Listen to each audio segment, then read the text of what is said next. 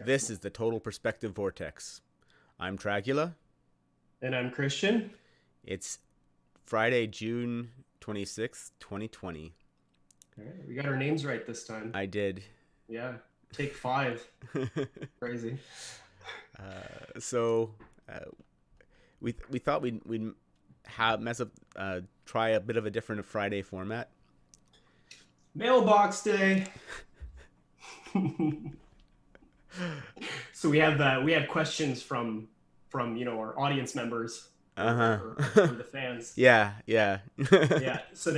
So we're just gonna bring those up today and go over them. So are you ready to answer some questions there, Dracula? Questions from our Yeah, fans. from our Yes. fans. Yeah. Okay. Okay. Let me just look at this one here. So is this is from handsome fella, Christian, uh, and he asks, what is narrative, and why is it more important than facts, and how does it play a role in politics? All right. That's a So, good question. That's a okay. good question. It's a good question. It's almost like something you'd ask, right? Well, I don't know. That's a smart one. That's a smart question. um, Great, go ahead. so there is a um, problem with the way we interpret reality. So the problem occurs when we try and understand the world. We gather facts, sensory information about the world, but there's actually like an endless number of ways that those facts can be put together and interpreted. There's an infinite complexity problem there. That like not just the more information that you gather about the world, you can put those together in different places, but also that can make you sort of suspect or anticipate other things about the world. And once you go down that rabbit hole, there's a infinite number of ways, like a bounded infinity of ways you can interpret those facts. So what a narrative is an interpretation of the facts. It's a way of making the world make sense. And we have all sorts of tools that help us develop our narratives. Uh, that's why narratives are more important than facts, because they're farther down the cognitive stream, where you're taking the facts, you build a narrative out of them, so then it's something that can become a belief or an action or a way of understanding and making sense of the world. Now, what a political narrative is, try and omit or present facts in a certain order or some combination of that to railroad you into a certain interpretation or way of believing. So they try and set the stage or organize what you see to force you into a narrative that will make you act or believe things that are beneficial to their political cause. Right. Right? So is this making sense so far? I hope our listener is understanding. I mean, I don't know if he has any follow up questions, or I shouldn't assume our listener's gender. Well, Christian, no, there's a picture here. Very, very handsome fellow. Okay.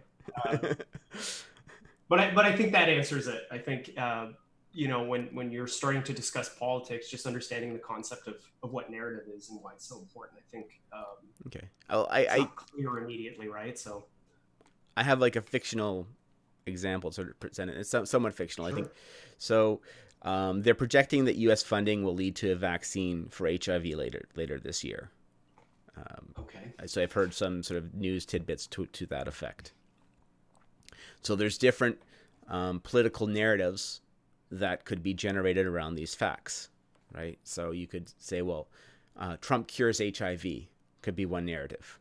That's Right. not So you're bad. taking away a lot of the detail. You're taking away a lot of the details there, and you're railroading people to a specific conclusion that Trump is responsible for this. Taking out all sorts of other causal factors to try and lead you to that, and obviously that's beneficial to the Trump campaign. Another way Right. you could another political narrative could be Trump's health policy will lead to a 75% reduction in AIDS clinics. right? So then you're Right. attacking. That's another political narrative around the same fact. Sort of like saying, well, okay, well, they won't need the AIDS clinics because we'll have a vaccination process for AIDS. So it's sort of like a vital fact that with it as actually building all the story from the background, but you're just focusing on the negative side of that. Like there's also like there's the joke that um, Trump puts oncologists out of work by curing cancer, right? Right. Right. Right. Right. It's the Exactly. same. So I was trying to get that sort of same sort of feel because that's the political narrative or the twisting, and these are extreme examples, but it's what actually goes on when you're talking about political narratives. It's like people trying to grab the facts of the world, trying to um, create a present things such that they trick your sense making systems into generating a narrative that aligns or reinforces your belief in their political cause or agenda. Right. I think that's good. I think that's a good answer. Like I think that's sufficient, right? I What do you think so. think? Yeah, we're good. No? Okay. All right. Um, let's keep going through the questions here.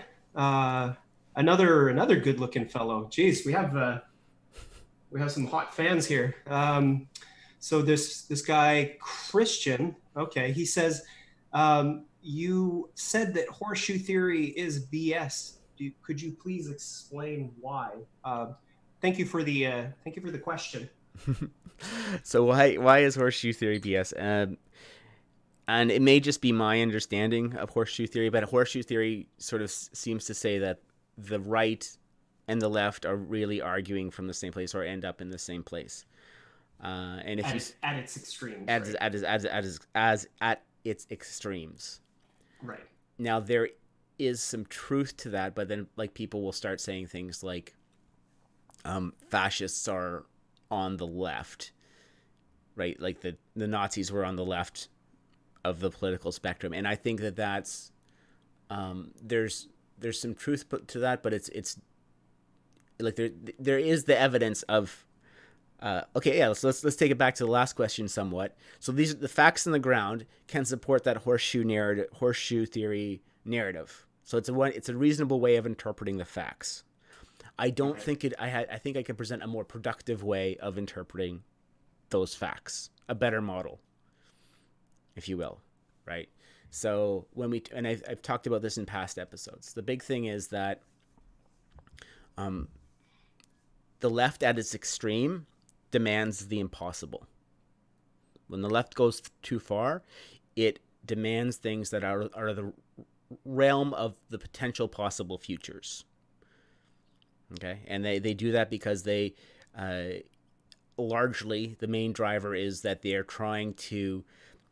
try to scale up familial bonds and familial trust based systems to a scale where they break down.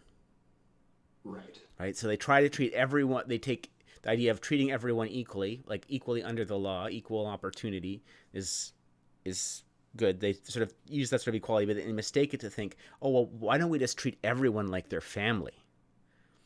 Right? And the problem with that is family doesn't scale because the trust systems break down and you end up creating deceptions and creating more room for um, corruption and tribalism when you do that. So you actually And make the situation worse. how And does this relate to horseshoe theory? how this relates to horseshoe theory? So when the system starts to degrade, um, imbalanced systems take its uh, imbalanced authoritarian systems come in to fill in the gaps, right? So uninspected right wing solutions are brought in. So when the left fails to make any progress, they start making progress using ends justifies the means methodology. That's no good. So they end up going fascist because their communist utopia doesn't work. It doesn't get off the ground. So in that case, how because what you were saying was that the you could still make a case that say that Nazism is on the right, and maybe communism is on the left, and that you can still make that distinction, and that it doesn't kind of all relate, say, at the bottom. So I wonder how that fits into what you've just said there. Oh yeah, yeah. So that's the case is that you can go the right goes too far when it becomes tyrannical, and you can end up there just by blindly achieving or targeting goals, uh, and doing whatever it takes to reach those goals. The left goes too far when it shoots for something impossible or unreasonable outside of the realm of possibility, and then it doesn't make any progress getting there. So it needs to institute some methods, but it has at its core it sees everything as tyranny, so it can't differentiate between real tyranny and well balanced reactions. If that's helpful in that regard, so that's how you end up there. So it's really uh, if you go too far to the right or the left, you're going to end up in similar places because you're going once the system is imbalanced in that way, it will tend to isolate between the extremes and take on elements of the extreme because the sensible middle moderating force is gone. Is It another sounds way like of you've looking at it. just, but that just sounds um, like you just explained why horseshoe theory makes sense. Because once you hit one of those extremes, it kind of meets in the middle. Am I not interpreting that right? Well, it's a different. Maybe if you look at it as an average, but I don't think you would there. It's you tend the system goes out of moderation. So looking at it as um, like horseshoe theory, I mean, like you could say it's sort of in a middle of chaos, but it will go. It'll shoot out in all sorts of different directions, and any um, and and and lose regulation of the system. So I mean, is that a horseshoe though in that regard? I don't think it is because it's saying like the right looks like the left because what happens is the left if you go to the left the extreme left you're sort of conjuring up the extreme right, and if you go to the Right. extreme right you can start conjuring up the extreme left, but that doesn't mean they're the same thing.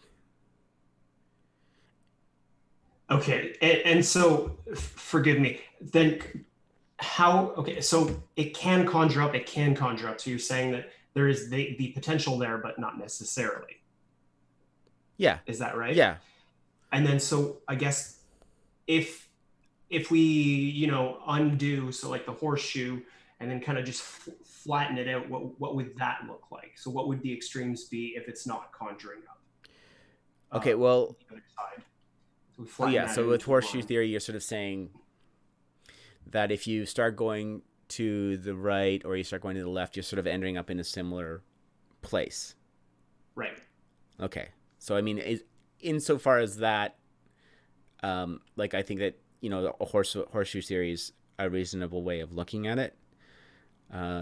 But I think that often horseshoe theory goes too far, in when you start saying that that Nazis are to the left, Nazis are the same as communists, because you're missing an important detail when you do that. Does that make sense? And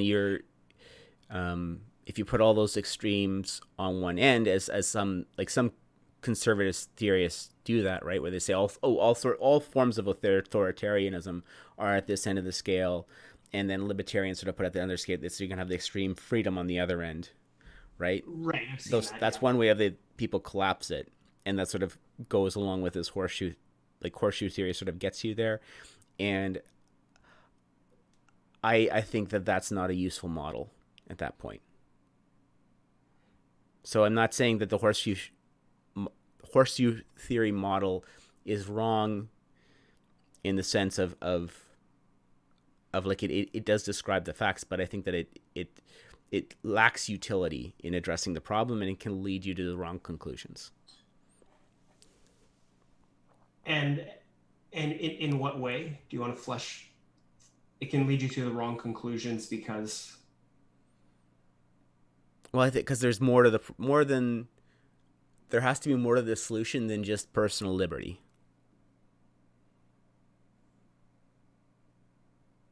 right? It can lead you to this anarcho capitalist conclusion. okay. Yeah. So on hmm, I think we should skip this this question. Well, I mean, yeah, I mean, I'm it's a I'm question. I mean, I'm increasingly more trying to. confused. Okay, yeah. Yeah, I mean, you're taking it farther, maybe farther than the listener wanted to take it. it's because it to me like you in this like where we ended up now. I feel like you've clarified why it makes sense, the horseshoe theory. Yeah, So and once we it go right, depends on your formulation of horseshoe theory, right? So it makes sense insofar as it's correct that you're gonna end if you go to either extreme. If you go to a communistic extreme, like a extreme left or extreme right, you're probably going to end up in a place that looks very similar in the end. right, okay, Right. So that part's true, but what I get concerned about is that people start equating them. But it's like sort of and like Nazis and communists need each other to sort of like you'll see they fight each other in the streets for a reason, right? Because they both have the sort of the similar ends in the system that they're bringing about. And then there's like, I mean, and there's other similarities too that you might point to. Is like white supremacists and black supremacists want the same sort of outcome. They want the same. They want trade, but they want the same thing. Sometimes people call that horseshoe theory, but they want the same thing because they both want tribalism along racial lines. right. Right. So that's more of my concern with horseshoe theory. Maybe it's and maybe I'm learning here too. Maybe it's too harsh for me to say it's bullshit because it's probably because it is a valid. It's a valid way of looking at the facts and seeing the world that way. Like sort of looking at the way. I just don't. I just think that it glosses over a lot of the important details, or at least the details that would allow us to actually do something about the problem. Okay. Do you want to dive into that a little bit? No, I don't. At this point, we can. Okay. All right. Because that's really if that's where the difference is so we still haven't kind of touched on it's so why it's potentially maybe it helps describe certain things, but it's not particularly useful. I guess It's that yeah, you might say it's descriptive, but not. Um, it lacks utility,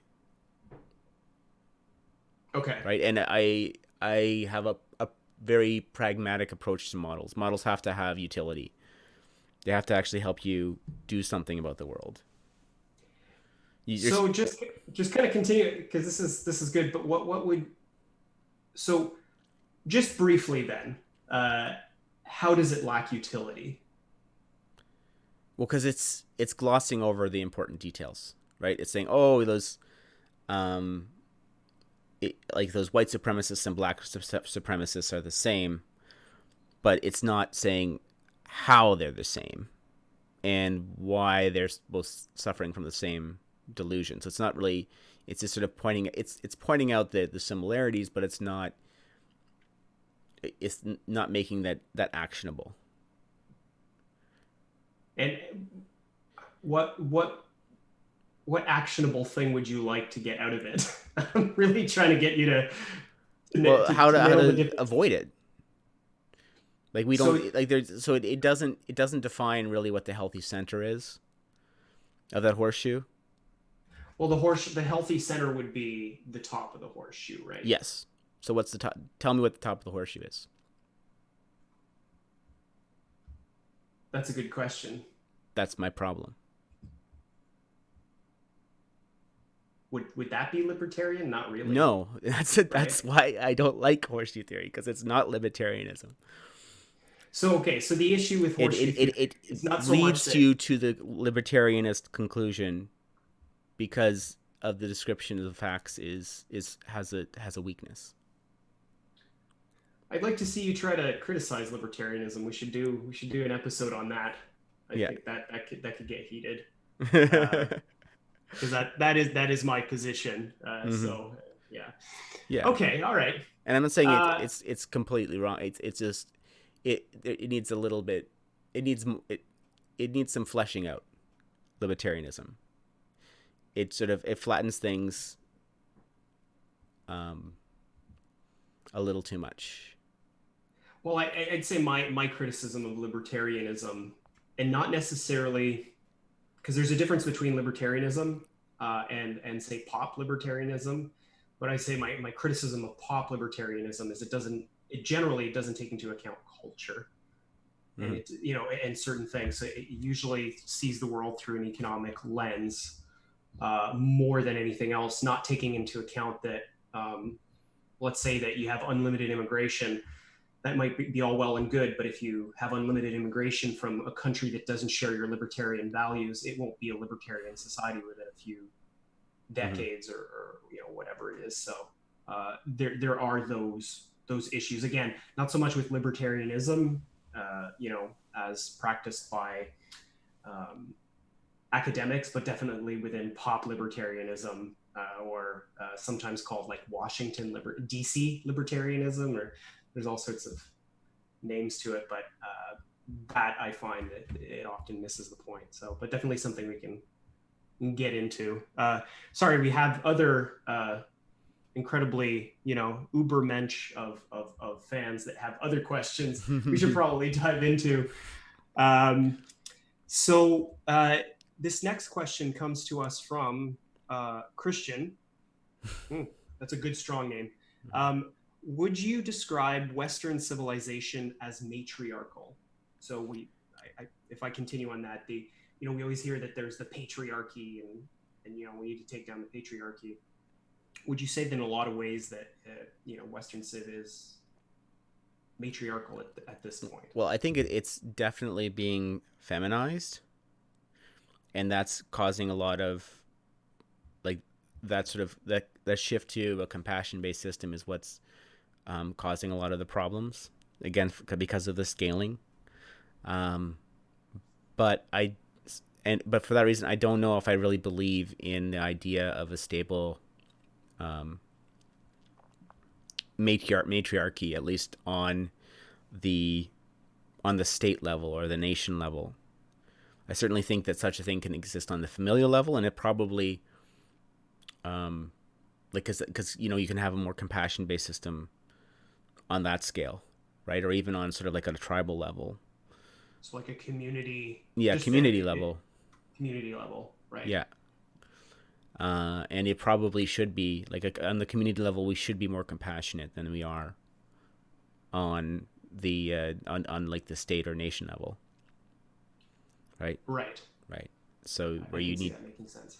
we need to be more rule based and dispassionate. Um, yeah. So, and I think like this something, and I need to know more about Christian history about to look at this, but I think that there seems to be an intentional um, removal of femininity in early Christian thought. Right. So if you look at the formation of the Trinity, they talk about the Father, the Son, and the Holy Spirit, and then Right. they bring in the Mother Mary and the Holy Virgin to sort of fix that imbalance later on, sort of sneak femininity back in. So it's like clipped on, you're saying. Yeah. Well, it's not clipped on. I think it's like religions and this like healthy religions correct themselves, right, over time, and the stories modify and change both because they do because the environment and the reality of our world changes. So we need our religions have to change to reflect that. But also like it's just optimization to uh, the the main system. So I think that there was this real, and I would say probably unhealthy fear of femininity, and it may have been because of and they had to like two compassionate societies in the past. Like we've run this social experiment before, and things have ended up in disaster. So that they sort of like there was a sort of intuitive understanding that you can't order your society this way, and your religion shouldn't be ordered this way, but not really an understanding of why or what the issue was. So they just had so a lot of the Abrahamic religions put in these prohibitions. Well, the if I can flesh that out a little bit, I might know a little more Christian history um, than you might be familiar with, but Okay, tell me your I don't history, know. We'll Christian. see. Right. So I won't go back as potentially as far as you did, but the early Christianity, but within Catholicism, there is a veneration of the feminine, and that's often a criticism that Catholics have of Protestants is that when Protestants, like in Protestant Christianity, they've ejected femininity almost completely, and one of so a Catholic might say, you know, this whole kind of SJW movement, if you will, and of course it took very different forms if you kind of read the history of uh, liberalism or progressivism, say in the United States, that it didn't give it ejected the woman, so women needed to find a role in society, in Protestant societies, and much of it was taken up creating all these organizations, associations, a government that is more matriarchal. It just it de-emphasized the female role. I don't want to say de-emphasize it. It ejected the female role almost completely, and didn't give women a spiritual path. So and then it took on all sorts of forms that might not be particularly healthy, which is kind of what we're seeing today. So that would be the kind of the one. I won't say the Catholic criticism, but I'll say one Catholic criticism that I've heard of Protestantism, and that has some explanatory power when it comes to what we're seeing today. So you're gonna blame it all on the Protestants. It's the damn Protestants. um, I, that's it. I've made the argument. Yeah, You decide, right? yeah. I don't know. I think that there has been a big issue about that in the West of like finding the right place for femininity. Right. Um, and that's so what I'm hoping to correct here. Like Peterson has this, Jordan Peterson has this great thing. He says that men test ideas and women test men, Okay. and I think that there's a lot to that, and it's sort of like the correct ordering of the society is something along those lines. Like it doesn't it puts men in sort of the leadership role, but it puts women at the center, at the heart of things, Right. which is a little different, right? Yeah. Well, it's like the classic case of men are, yes, most of the CEOs are men, but then women make 80% of spending decisions. Exactly. So who's Right. who's in charge of that in that relationship? Who's really in charge? Yeah, Yeah, yeah. yeah, because it's like yeah, yes, okay, men are going out and building society, but they're building it, but women are telling them whether society is good or not, right? Right. And I think that's the right orientation, especially in the household. Is like, especially the home and the hearth is like, women are the center of the home because of that sort of that relationship of it's like the and bring it back to compassion and wisdom. The compassionate individual, compassion tells us when the world is not right, and well balanced compassion gives us something to aim for that will make the world better. Right. Like if you know, I envision like if you had like a world that was just um all women, you wouldn't get out of the Stone Age because nothing would ever get done. Everyone would just be concerned about their feelings. And if you had a world that was all I heard men, a bunch of I've heard it's the sound of triggering, I yeah, think. yeah, yeah. But on the same time, if you had a world that was all men, you'd also never get out of the Stone Age because they'd all just be satisfied with the status quo. It's like, you know, they'd go into the cave, like lie in the rocks. This is good enough, right? No need to invent fire. What's wrong with you, wimp?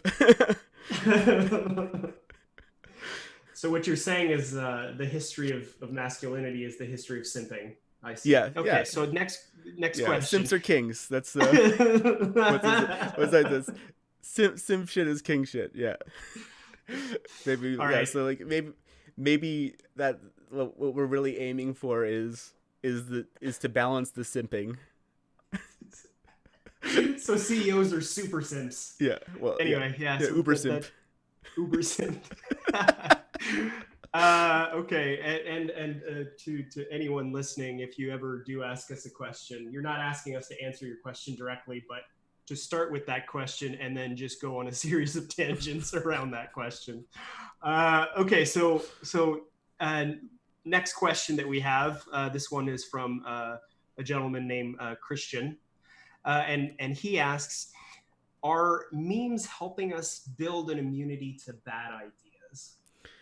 Yes. But they are like what makes memes sticky, like we've talked about before about the morals of the story, like there's resonance or meaningful things that can be said. A lot of like why the left can't meme right now is because they have too much control over culture, which may sound contradictory, but what makes a lot of a gives a lot of meme power is that it says the truth that is unsayable. So you get into like Right. the that's when an idea can be catalytic. Like when you're in a free environment, you're gonna have like all sorts of bubbly like little memes, little pops ups of things. But when an environment is being suppressed, like certain ideas aren't allowed to be said because like the culture is repressive in some ways, then the environment becomes hungry for that idea, right? Right. Like the thing that is on the tip of the everyone's tongue but no one can say, the emperor's new clothes scenario, right? That's your optimal meme environment when you have those The tipping emperor has points. no clothes. The emperor has no clothes scenario, right? You said the emperor has new clothes. I New think clothes. that's Well, fine. it's the depend. It's pretty. You probably should Well, get the new story is clothes. often called the emperor's new clothes, Is that which right? is no clothes. Yeah, because it's like the Oh, okay. That's his yeah new outfit. the It's his outfit. postmodernist tailor comes and tells him, "Oh, look at this! This is a beautiful, a, a beautiful wardrobe. This is the height of fashion. You should go on. This would be the ideal um, uniform for your parade because only idiots can't see um, can't see can't see these clothes, these stylish clothes." Or now it That would be does only have a racists. postmodernist feel. Yeah, That now it does would have a be post. only racists can't see these clothes. Only racists can't see this clothes. Yeah, that's right. Okay, that sounds right. So, so the king goes out In his where birthday suit. yeah in his birthday suit, right? Yeah. And that's the meme environment. So, uh, a, a meme can really catch fire. An idea can really catch fire when it's being actively suppressed and bubbling through the pepes and the gifs. That's of the anonymous internet. That's how these ideas can re-represent themselves. So yeah, and that's a healthy process, Right. right? Because those ideas um, are usually dangerous to the repressive force, and it's a way of when an ideology has to protect itself from ideas like that, it's not fit for the environment. It's not really it's it's not well aligned with the truth of reality. and the farther we are an ideology is from the truth of reality, the system is like that, the more likely it's going to lead to some sort of disaster. Well, here, let me re-ask the question in a different way and see where you go with this. So, could could we meme communism out of existence? Uh, yes, and no, because memes are largely I like the first reactive. answer. I like the first Yes and answer. no. We It's could more we can optimistic. normalize.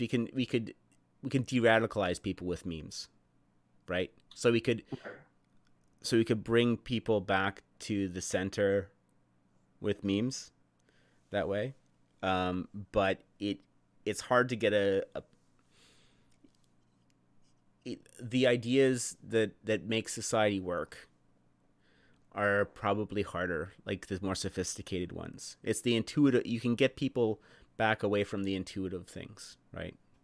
Back to the things that they find intuitive about their culture. But moving culture forward, to actually build true resiliency against communism, is probably not as memeable as just having people point out, oh, good, these are the things that are wrong. Because people, like, for something to be really memeable, it has to be something that everyone's sort of thinking, but they can't say, right? They can't say, right? Okay, so let's just go with the optimistic answer. Yes. Well, the meme wars How, definitely helps. I'm not going to say that like the meme smiths have to keep on working. The meme the meme forges smiths. must burn. Okay. All right. Well, those were questions for today. If any of you have any questions, feel free to let us know. Right now, we're on the YouTubes, and feel free to post a question at the bottom. And if it's not completely ridiculous, or if it's really ridiculous and it's hilariously ridiculous, we might, try to tackle it as well. But if it's not totally insane, yeah, we'd be happy to answer some of those questions. Is And this is there anything else you wanted to touch on, Tragula, yeah, before we if you like what we're doing here, please like, subscribe, and share, because sharing was going to be how we grow the podcast. sharing is caring, people? Do you care? Are you caring people? It's it's Share. it's it's balanced. It's balanced share. It's balanced caring. It's It's it's balanced share. it's balanced, not like Well over. oriented caring is sharing the Yes, yeah, podcast. that's right. Okay.